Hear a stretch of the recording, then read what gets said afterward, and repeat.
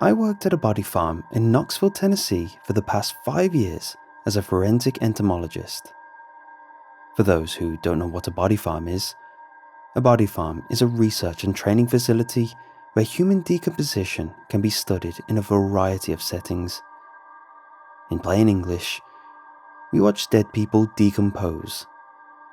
There are only 7 of these in existence across the entire United States. The farm itself is scattered with bodies of all types. Most of the bodies are given to us by the individual before death or by the family after. Sometimes, when nobody claims a body, the city will give it to us to use on our farm. We take bodies of every race, gender, body type, etc. It is important to know how a fat person decomposes compared to a skinny person, or a female in her mid-30s versus a female in her 80s. We place the bodies in different places.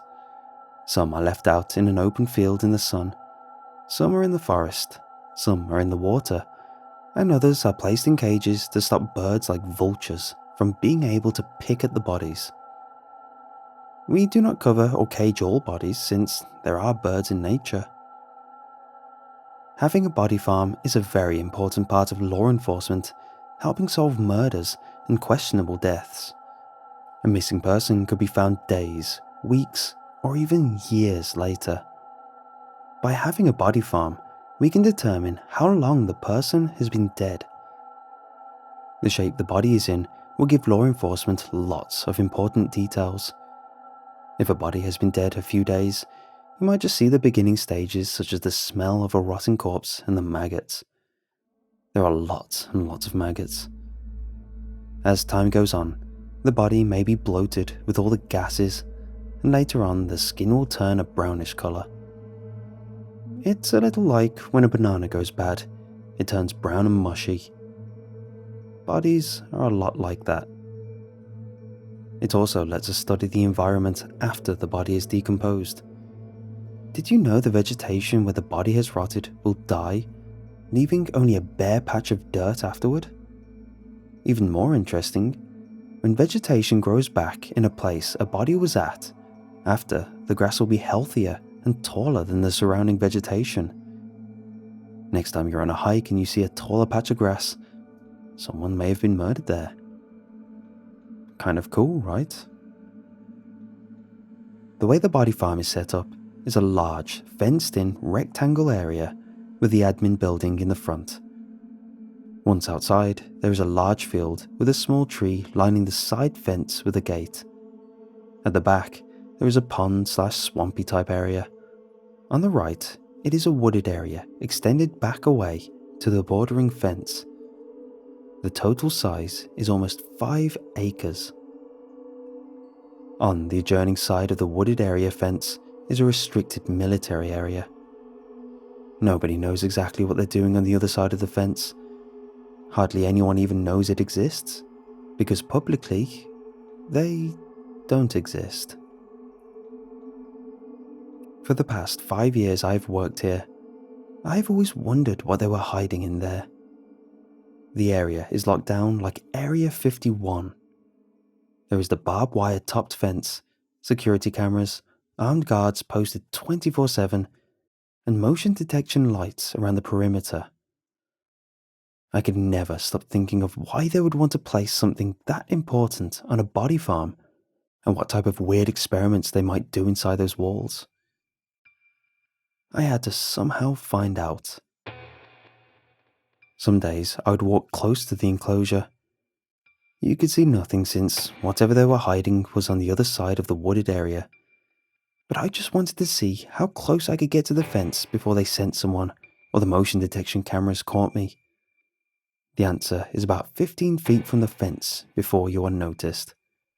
One guard asked me what I was up to, but I just told him I was walking the grounds, checking on the bodies, and apologized for him having to come out. He bought the excuse and seemed happy not to accidentally cross any decaying bodies on our side. I was given a warning by my supervisor and told to stay away from the fence. I am sure the military bosses were not happy someone was prowling along their fence. I backed off for a few weeks. but eventually started to patrol in different areas around their fence. Eventually, I found a place where their cameras had a blind spot. I could get right up to the fence and nobody noticed.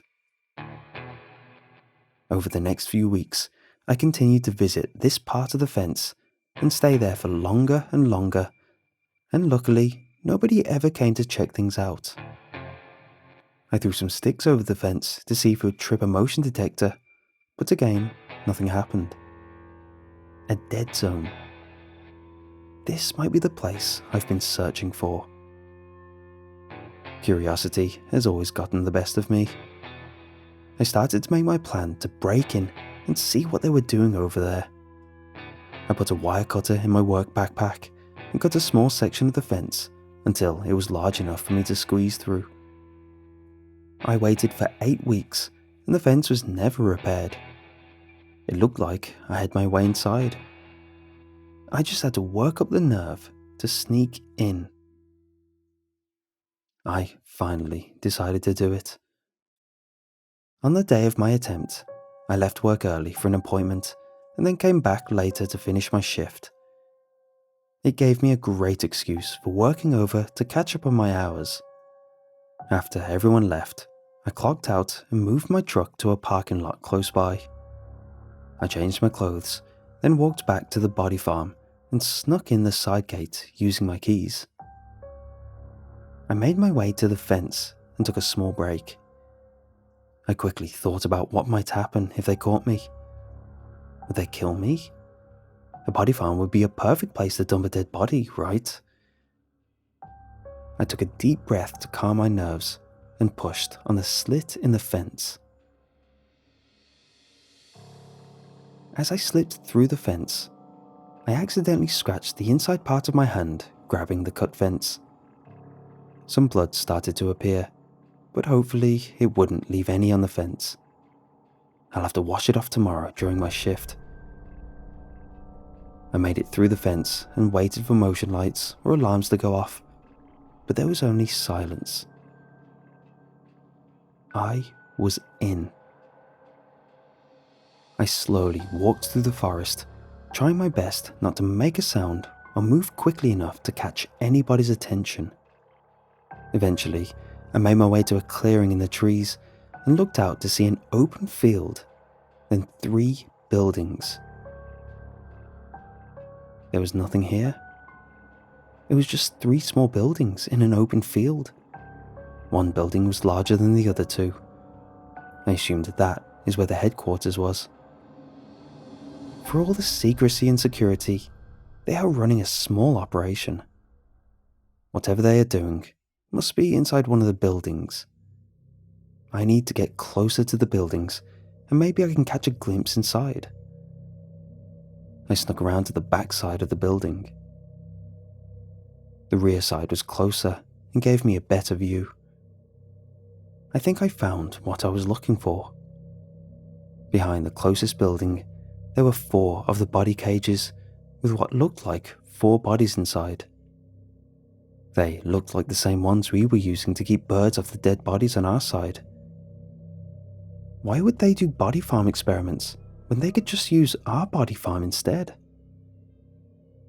It would be too dangerous to risk moving out of the wooded area, so I just sat and watched. Maybe I would see someone coming or going and could learn a little more about what they were doing here. I could always come back and watch more now that I had a way in. After about an hour, someone came out of the building, wearing a face mask and gloves. I prayed they had not seen me. Then he stopped at the cages. Why would he be going to look at a dead body in the middle of the night in basically a hazmat suit? They're dead bodies. That's a bit overkill. He grabbed what looked like a stick off the top of the cage and then poked the body inside the first cage. The body rolled over and got up on all 4s, back touching the top of the cage. The guard threw something inside the cell and it started to devour its food like a starving dog. He banged on the cage of the next one and the body inside threw itself against the cage and let out a growl. This one kept throwing itself against the cage, trying to get the guard, but eventually settled for its meal. The third cage must have been empty as he passed it by. He walked up to the fourth cage, and the body inside was already up on all fours, waiting for him. This one seemed different. This one looked more alive than the others. Then it spoke. "Please, just kill me. Don't turn me into one of those." The guard ignored this one and threw something in the cage, then went back inside. This is what I came for. This is what they have been keeping secret. I know I should turn back, but I'm too close to not figure out the truth. This might be my only chance. I have to go see what they are keeping caged up. I watched the first two cage animals eat their meals, but the fourth one is the one I was most interested in. That one ignored his meal and was a person. Why was he locked up with the other things? He wasn't an animal. I waited a little longer, then decided enough time had passed since the guard had gone back inside. I crouched down and ran towards the body cages. As I ran past the first three cages, the creatures inside started growling and throwing themselves at the side of the cage, trying to attack me. They need to stop drawing so much attention. I quickly went to the fourth one. Inside was a man who looked underweight and sick. "Help! Help!" he yelled. "You gotta get me out of here." "Shut up before they come and see what is causing all this noise," I said. "What the hell is going on here?" "They are injecting us with a virus that turns us into one of those," he said, and pointed at the cage next to him. "What the hell are those things?" I asked as I looked at the things in the cages. The one next to us had to be a decaying body that had been dead for about 6 months, but somehow was still alive. The skin had a brownish tint to it, and the arms and legs had started to rot. The body and head itself was in surprising shape compared to its limbs. "The virus, it kills everything non-essential to life. That is why half of it is rotting," he said. "Their mind is gone. All they care about is keeping the virus alive by feeding it." "Zombies? That's impossible," I said, staring at one in disbelief. "How is it even alive with its body decaying?" "The only thing alive on those is the virus. The rest is a shell," he said. "Holy crap. Is it contagious?" I asked. "It's a virus. Of course it is.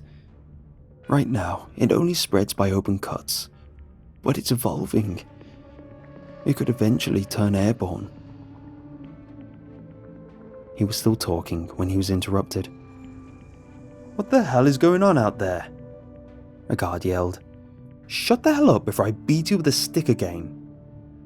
The guard slammed the door shut. "Damn, I gotta go. I can't be caught. They will turn me into one of those things if they catch me," I said. "Please, you gotta help me," the sickly one said as he reached out and grabbed my hand. "I'm not one of them yet. You gotta help me." "I can't right now," I said and pulled my arm away. "I've got to get out of here." I looked at the buildings to make sure no guards were watching and ran back into the wooded area. Somehow I made it back to the relative safety of the woods. I backtracked to where I'd cut the hole in the fence and pushed myself through. I took the side gate out and walked back to my truck. I drove home, trying to grasp what I had seen. I wish I'd just followed the rules and forgot about the restricted area. My curiosity always screws me over. I took a shower and cleaned off. I put some triple antibiotic where I'd cut my hand on the fence and covered it with a band-aid. Once I lay down on my bed, exhaustion overtook me and I fell into a deep sleep. The next morning, I woke up feeling like hell. I looked at my phone and had 7 missed calls from work, and it was already 2 p.m. I tried to lift my head up off my pillow, but I was too weak. I closed my eyes and fell back asleep. "Josh? Josh!" I heard my girlfriend saying while someone was shaking my body. I opened my eyes and saw her leaning over me. "Ashley, what are you doing?" I tried to say, but it came out as a whisper. "You're awake," she said. "You've been sleeping for 3 days. I was about to call an ambulance. When I came to check on you yesterday, you had a fever of over 104. I was going to call an ambulance, but you said to just let you sleep and rolled over." "I'm okay, really," I said. I wasn't really okay, but I was at least awake. That is an improvement. "What is my temperature now?" 101. "It was just a small virus or something I must have caught," I said. Wait, did I just say virus? Oh no. Wait, I bet it was all just a dream. Fever dreams can be crazy. That must be it. I looked down and saw my left hand still had a bandage on it. "What happened to my hand?" I asked. "It was like that when I came over," Ashley said. "You worked late the other night. I must have went to bed sick when you got home." There is no way I could have caught that virus. I must have caught something else, and I am getting better. It has been a few days, and I'm feeling better, but I am worried. I think I might have the virus. Thinking back on the night, the one in the cage grabbed my hand with a cut on it. It is possible I contracted the virus from him. It makes sense of how I got it, and also explains the flu-like symptoms. Even worse, Ashley is now in bed, sick with a high fever. I think she may have caught it from me. I don't know what to do next. If I take her to a doctor, they will discover the virus and have her quarantined. Then she will tell them she caught it from me.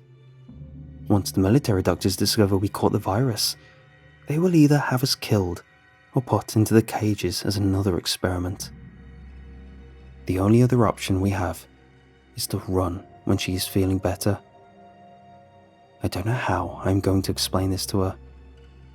I just hope that the virus is only contagious when you have a fever. We're screwed.